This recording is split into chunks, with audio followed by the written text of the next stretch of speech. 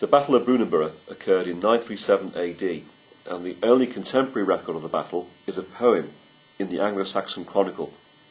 It tells of how a raiding army of Vikings from Dublin, with Scottish allies, fought an army of English coming from the Midlands and the southwest.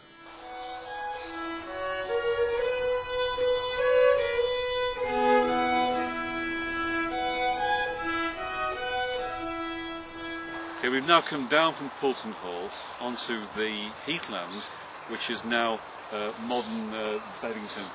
Now, although much of the area around here has been built on, this probably marked the site of the Battle of Brunanburh, recorded as an Anglo-Saxon poem not long after the battle took place, which was 937 AD. That was some 30 or so years after the initial Scandinavian settlements into the area. The new wave of Scandinavians from Dublin and their Celtic allies had come not to settle this time, but came as a large army to take on the English king Athelstan and defeat him.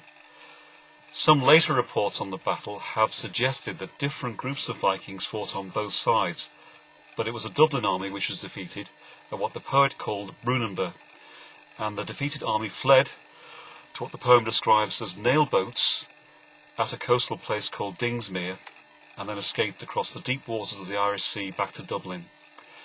Brunanburh became Brunanburh, and it's now been suggested the place on or near the coast called Dingsmere has something to do with the Old Norse parliament called the Thing, based at Thingwall.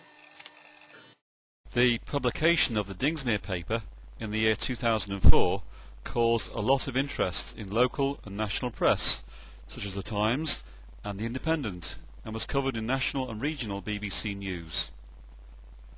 The proximity of Bevington Heath to a nearby golf course caused some amusement in this light-hearted clip we show here from BBC Northwest Tonight. For the next 800 years its location has been a mystery, but now a scientist from Wallasey believes he has pinpointed the site of one of the most bloodthirsty and significant battles in English history.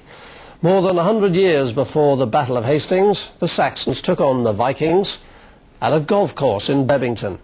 Abby Jones can tell us more. Today the only noise on Brackenwood's fairways is the thwack of club and ball, but in AD 937 it was, it's thought, a different story. Then the blood-curdling cries of battle. 1,000 years ago this peaceful site here would have been the site of absolute carnage, with over 1,000 people killed, and we believe this is the site of the Battle of Brunanburh. There the Vikings took on the Anglo-Saxons. Historians have long fought over the battle's location, but now Professor Harding believes he's cracked the battle's Old English place names. They refer, he says, to the area around Bevington and Thingwall. If this really was the site of England's bloodiest battle, then it was in this area that the real carnage took place.